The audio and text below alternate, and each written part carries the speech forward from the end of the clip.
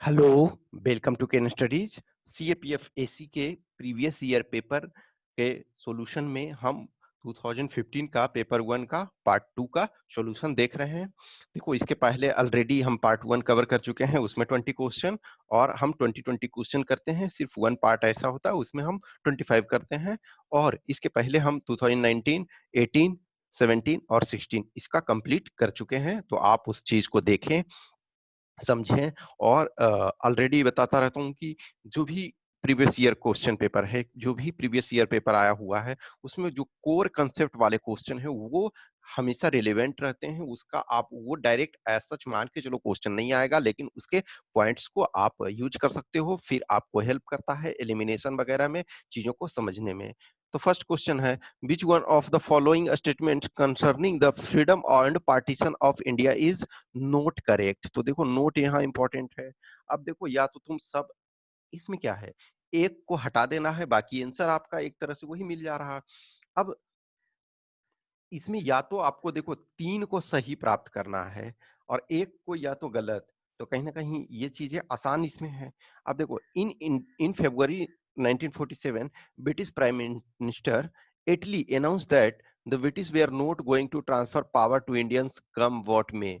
ये स्टेटमेंट अपने आप में गलत। तो देखो, कॉमन जिसने भी कभी भी इंडिया के हिस्ट्री को थोड़ा सा पढ़ा होगा, वो भी इस क्वेश्चन को सिंपल से जवाब दे देगा।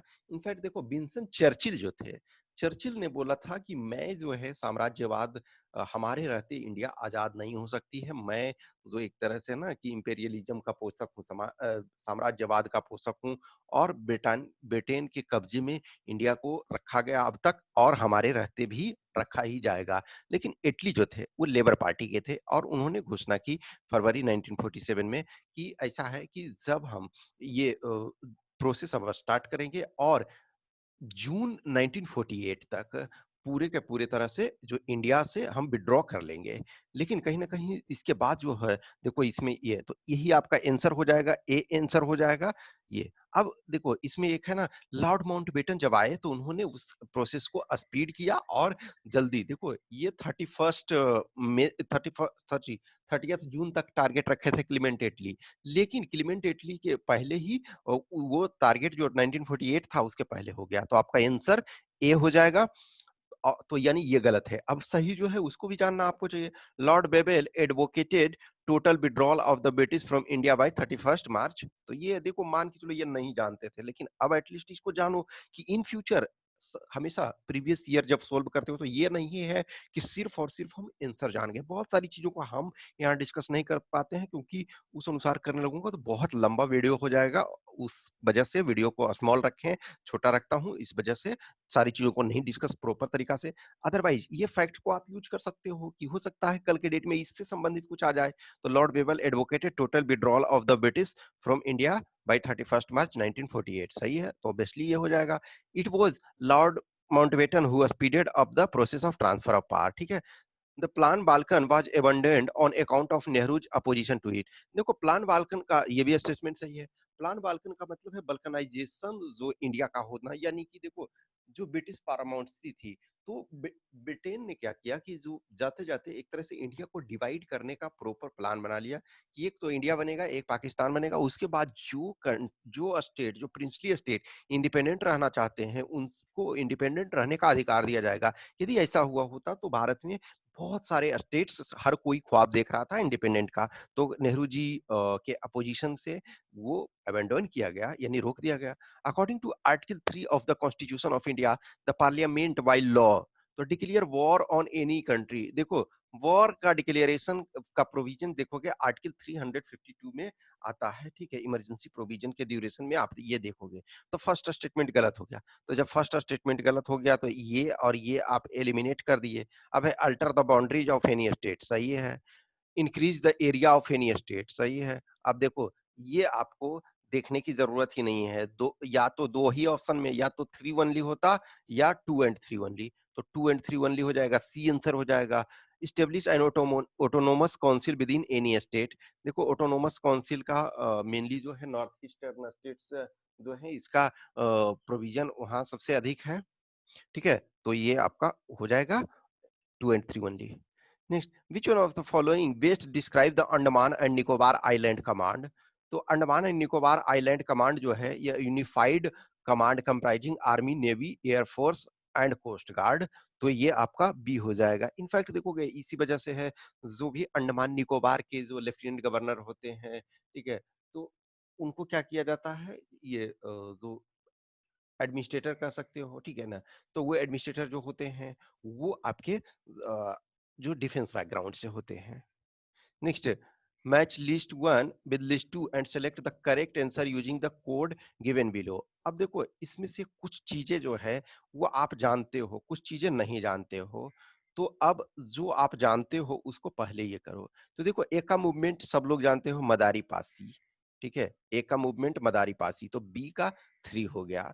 तो जब बी का आपका 3 हो गया, ठीक है, तो आपके पास विकल्प क्या बचता है, बी का 3 देखो, ये इसमें है, ये 1 में, ए में है और डी में है, तो यानी कि बी और सी हमारा एलिमिनेट हो गया। अब देखो अवध किसान सभा मूवमेंट, तो अवध किसान सभा मूवमेंट के जो थे वो बाबा रामचंद्र थे, तो ए डी का आपका 1 हो गया। तो देखो डी का आपका 1, तो ये एलिमिनेट हो गया, तो ये आपका ए आंसर हो गया। अब यदि ये नहीं भी पूरे जान रहे थे तब भी आपका क्वेश्चन बन गया, दो भी जान रहे थे, सम टाइम आपको दो जानने से नहीं होता, तीन आपको जानना होता।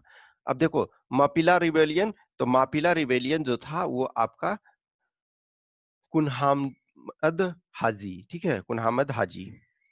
अब ये देखो बकास्त लैंड मूवमेंट, तो ये आपका कार्यानंद शर्मा। देखो जो ये आप यदि बिपिन चंद्रा का पढ़ोगे, इंडिया स्ट्रगल फॉर इंडिपेंडेंस, तो इसमें 371 पेज नंबर, ठीक है, पेज नंबर 371, तो उसमें जो है ये आपका बस बकास्त लैंड मूवमेंट था। इसका शायद बहुत लोगों ने जो भी नहीं पढ़ा होगा तो वो नाम नहीं सुना होगा, फर्स्ट टाइम देख रहा होगा।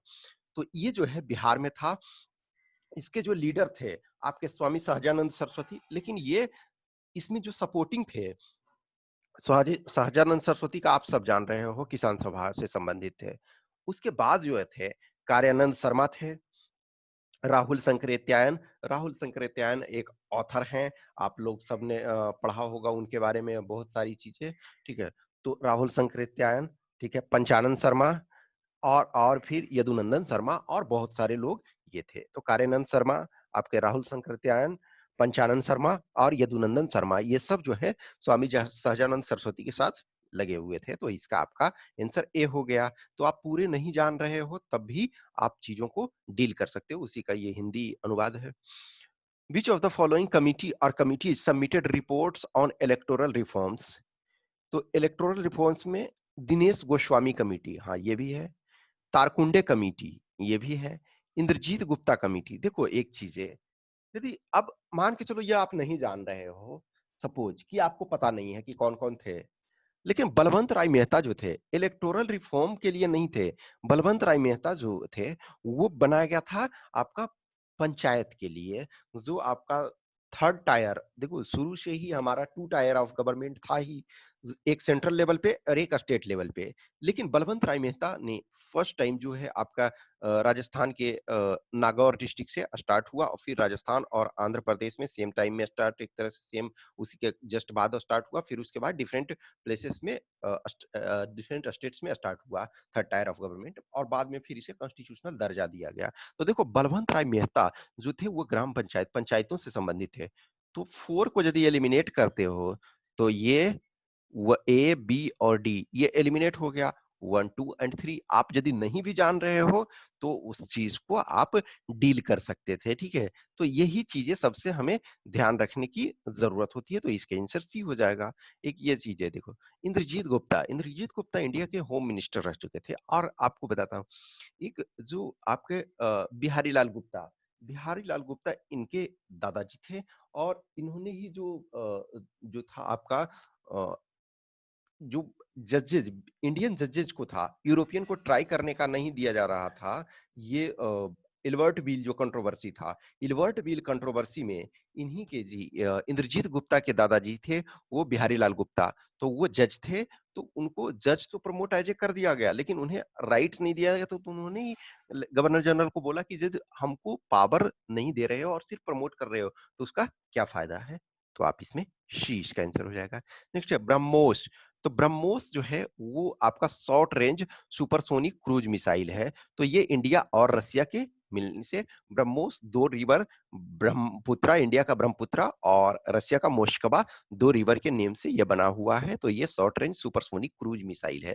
देखो, एक होता है कि नॉर्मल आपका मिसाइल, तो जो एक सबसोनिक मिसाइल है, तो सबसोनिक मिसाइल यानी कि स्पीड ऑफ साउंड जो है वो एयर में है, उसके स्पीड के बराबर के स्पीड को मैक बोलते हैं, 1 मैक। तो यानी कि स्पीड ऑफ साउंड जो एयर में है उससे कम यदि हो तो उसे सबसोनिक स्पीड बोलते हैं, और यदि उससे अधिक हो तो सुपरसोनिक स्पीड बोलते हैं। लेकिन 5 मैक नंबर से यदि अधिक हो जाता है, 5 मैक नंबर से अधिक हो जाता है तो उसे हाइपरसोनिक कहते हैं। ठीक है, तो इसका आपका ए आंसर हो जाएगा। नेक्स्ट है match list 1 with list 2 and select the correct answer. अब देखो, मान के चलो कि आपको इसमें पूरा पता नहीं है, लेकिन कुछ तो आपको पता होगा। देखो, तो तेभागा मूवमेंट जो था, तो तेभागा मूवमेंट आपका कहां से बिलोंग करता था? बंगाल से। ये आपका गुजरात से बिलोंग करता था। ठीक है, उलगुलान, उलगुलान झारखंड से। तो देखो, एक चीज आप ध्यान रखो कि उलगुलान जहां है तो वो मुंडा से बिलोंग करता था। तो अब एक तो एटलीस्ट आपको मिल गया कि डी का जो होगा वो आपका 3 होगा। तो डी का जब 3 होगा तो ये दो ऑप्शन आपने एलिमिनेट कर लिया। अब डी ऑप्शन ए एलिमिनेट आपने कर लिया, तो कुछ और चीजें देखो, आपको हो सकता है मिल जाए। अब देखो, ये है तेभागा मूवमेंट। तेभागा मूवमेंट जो ये आपका था कालीपराज, तो देखो ये दोनों में आपका, ये दोनों में है। तो अब स्टिल आपके पास या तो ये आपको पता हो या सत्यशोधक समाज, कुछ एक पता हो। ठीक है, तो आपका बारदोली सत्याग्रह, जो बारदोली सत्याग्रह था, ठीक है, वो बिलोंग करता था किससे? ये गुजरात से। तो ये आपका जो था वो आपका ये था, ठीक है, बर्गरदार, बर्गरदार से संबंधित था। ठीक है, तो अब सत्यशोधक समाज जो हो गया वो आपका कुनबी पीजेंट्री से हो गया। तो यानी आंसर आपका बी हो गया। तो देखो, कहीं ना कहीं कुछ एक भी आप पॉइंट जानते हो, तो कुछ आप हाफ एलिमिनेट कर लिए, तो आप आंसर पे पहुंचने में आपको मदद काफी मिलेगी। नेक्स्ट आपका है under article 355 of Constitution of India, it is the duty of union to, तो ड्यूटी ऑफ यूनियन क्या है कि to protect states against external aggression and internal disturbance. तो इसका आंसर आपका ए हो जाएगा। ठीक है, अब है देखो, आंसर इसका ये हो जाएगा, allow the extension of executive powers of the union to any states. ये इसमें इसके अंतर्गत नहीं है। Declare that the power of legislature of a state shall be exercisable by the by और under the authority of parliament, नहीं, ये आपका आर्टिकल 246 समथिंग के 245 46 के आसपास में है। Allow the parliament to include or exclude any caste, race or tribe into no. तो ये आपका ए हो जाएगा। नेक्स्ट आपका है द प्रेजेंट कैप। तो देखो, ये एज ऑफ 2015 के अनुसार है डिफेंस सेक्टर। अभी जो है डिफेंस सेक्टर में ऑटोमेटिक रूट से 274%, ये अभी हमने एमसीक्यू में जो आपका करंट अफेयर्स का एमसीक्यू है उसमें हमने डिस्कस किया था इस चीज को। देखो, तब का ये है। अब ये उस अनुसार, तो मैं उस अनुसार यहाँ कर रहा हूं कि आपका उस समय जो था वो 49% था, जो 1 जनवरी 2015 के अनुसार। लेकिन अभी जो है ऑटोमेटिक रूट से 74% है।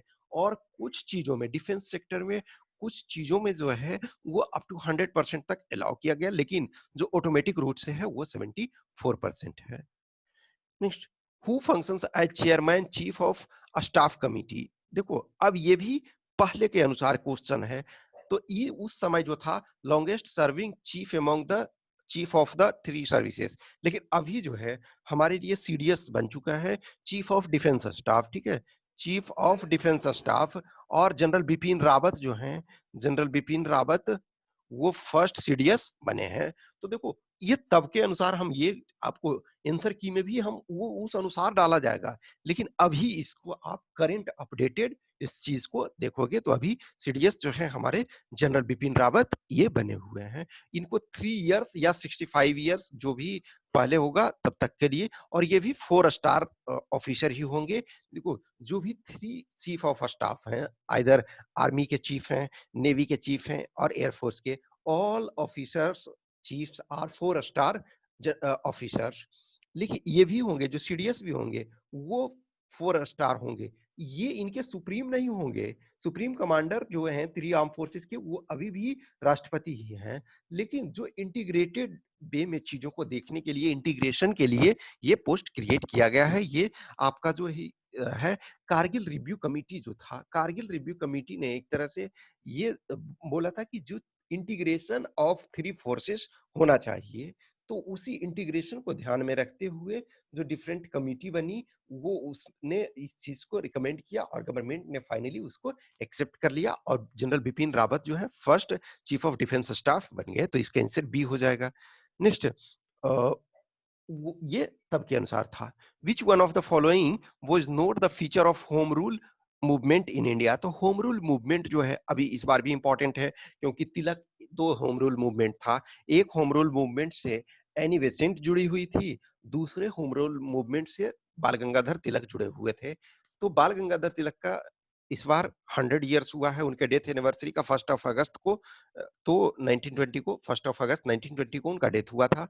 तो इस वजह से वो इंपॉर्टेंट है। तो 2 होम रूल मूवमेंट चलाया गया, एक एनी बेसेंट द्वारा और दूसरा बाल गंगाधर तिलक द्वारा।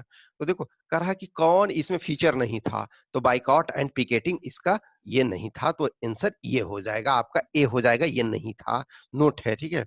अब देखो 2 separate home rule leagues rather than 1 all India home rule organisation, तो ये चलाया गया था, सही है। Setting up of discussion groups and reading rooms, हाँ सही है। Sale and circulation of pamphlet, सही है। तो ये 3 सही है, ये आपका गलत है, तो आंसर आपका ए ही हो जाएगा, ए। नेक्स्ट आपका है second administrative reforms commission has produced report on. तो सेकेंड एडमिनिस्ट्रेटिव कमिटी जो बना था वो कमीशन, उसके जो चीफ थे एम वीरप्पा मोइली। एम वीरप्पा मोइली जो है कर्नाटक के चीफ मिनिस्टर रह चुके हैं। तो वो उसमें है फर्स्ट इथिक्स इन गवर्नेंस, हाँ सही है। लोकल गवर्नेंस सही है। कम्बैटिंग टेररिज्म सही है। इरेडिकेशन ऑफ करप्शन ये नहीं था। तो 1 2 एंड 3 हो जाएगा। Next, all proposals for acquisition of weapon systems involving capital expenditure of more than 1000 crore requires approval of, तो ये है CCS, cabinet committee on security. तो इसका डी हो जाएगा। नेक्स्ट है विच one of the following statement is correct? तो देखो इस क्वेश्चन में भी आप चीजों को अपडेट कर लोगे। India is the largest importer of defence equipment in the world. At that time it was a true. अभी जो इन आर्म्स इंपोर्ट जो है, आर्म्स इंपोर्ट इंडिया जो है वो आपका सेकेंड लार्जेस्ट इंपोर्टर है। Saudi Arabia largest arms importer है। लेकिन आर्म्स के अलावे जो आपका है बहुत सारे और डिफेंस इक्विपमेंट्स वगैरह भी ये करते हैं। तो ये आपका सही था उस समय के अनुसार। Next, in 1893 there occurred a split in the Arya Samaj on issue of. तो आर्य समाज को जो है स्वामी दयानंद सरस्वती ने स्टेब्लिश किया और एक फेमस बुक उनका है सत्यार्थ प्रकाश। तो आर्य समाज जो स्टेब्लिश हुआ वो आपका स्टेब्लिशमेंट किया गया स्वामी दयानंद सरस्वती के द्वारा लाहौर में मेनली। अब उनके बाद उनके डेथ के बाद जो है कि आर्य समाज में 2 धाड़ा हो गया। एक तो जो मॉडर्नाइजेशन और वेस्टर्नाइजेशन जिसको कह सकते हो कि उसके तरफ थे, और एक थे ट्रेडिशनल इंडियन इथोज और वैल्यू को प्रमोट कर रहे थे। इनफैक्ट दोनों प्रमोट कर रहे थे, लेकिन कहीं ना कहीं एजुकेशन में जो था वो एक वेस्टर्नाइजेशन को प्रमोट कर रहे थे और एक जो है प्रॉपर गुरुकुल चीजों को। तो देखो क्या क्या चीजों में विवाद था। तो आपका विवाद इसमें था, ठीक है, कि मीट ईटिंग वर्सेस वेजिटेरियनिज्म। तो एक थे कि ठीक है मीट खा सकता है, दूसरा है कि मीट नहीं खाएगा, प्योर वेजिटेरियन। तो ये फर्स्ट सही है। Caste system and window remarriage नहीं, इस पर दोनों में ये नहीं था। इनफैक्ट दोनों थे कास्ट सिस्टम का विरोध करते थे और विडो रीमैरिज होना चाहिए था, इस चीज को ये कर रहे थे। शुद्धि ऑफ कन्वर्ट, इस पर भी दोनों एग्री थे कि कन्वर्ट करवाना चाहिए। एक था anglicised versus Sanskrit based education, इस पर भी ये दोनों विवाद में थे। तो 1 और 4 देखो, एक जो थे एंग्लिसाइज्ड जो इंग्लिश में मीडियम वाले, वो डीएवी स्टेब्लिश किए, दयानंद एंग्लो वैदिक स्कूल। और दूसरे जो संस्कृत वाले थे वो गुरुकुल की स्थापना किए। तो मीट ईटिंग वर्सेस वेजिटेरियनिज्म और anglicised versus Sanskrit based education, इन दोनों में विवाद था। तो इसका सी हो जाएगा आंसर। नेक्स्ट आपका है the national human right commission has. देखो, अभी नेशनल ह्यूमन राइट कमीशन जो है उसमें चेंजेस हुआ है। तो पहले क्या था, पहले के प्रोविजन के अनुसार था कि जो चेयरपर्सन होंगे वो सिर्फ और सिर्फ सीजेआई होंगे, सुप्रीम कोर्ट के सीजेआई होंगे, यानी चीफ जस्टिस ऑफ इंडिया होंगे। तो देखो, और हाई कोर्ट ऑफ इंडिया, तो ये गलत हो गया क्योंकि हाई कोर्ट के नहीं। लेकिन अब जो प्रोविजन है अभी का आपको देखना पड़ेगा। तो अभी जो प्रोविजन है उसके अनुसार जो है कि either chief justice of India supreme court के या फिर अदर जजेज ऑफ सुप्रीम कोर्ट। तो एनीवे ये फर्स्ट स्टेटमेंट आज भी गलत है, तब भी गलत था। तो फर्स्ट स्टेटमेंट गलत हो गया। तो जब फर्स्ट स्टेटमेंट गलत हो गया तो ये गलत आपका हो गया, ये गलत हो गया आपका, ये गलत हो गया। तो अब 2, 3 एंड 4 हो जाएगा सही। अब यहाँ यही सारी चीजें आपको देखना है।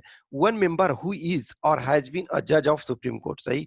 One member who is or has been the chief justice of high court. Two members to be appointed from amongst person having knowledge of a practical experience in matter relating to human rights. और different लोग हैं, उनका composition आप देख लोगे तो obviously है इस ये के अनुसार जो आपका आंसर डी हो जाएगा। नेक्स्ट आपका है जीआरएससी, बीडीएल और मिधानी आर एक्रोनिम ऑफ, तो डिफेंस पब्लिक सेक्टर अंडरटेकिंग, ये इसका ए आंसर हो जाएगा। Next, president's bodyguard. तो प्रेसिडेंट्स बॉडीगार्ड, तो देखो, a police force under the control of president secretariat, no. A paramilitary force, no. A unit of Delhi police, no. तो none of the above हो जाएगा।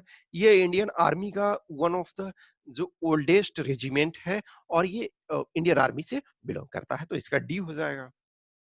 Next, where and when did Mahatma Gandhi first use his method of hunger strike to achieve a desired goal? So at Natal in South Africa in the year 1906, no. At Champaran in the year, no. At Ahmedabad in year 1980, 18। देखो क्या हुआ कि अहमदाबाद मिल strike, Champaran सत्याग्रह, एक तरह से first जो सत्याग्रह था भारत में, गांधी जी ने डेमोन्स्ट्रेट किया अपनी कैपेबिलिटी को।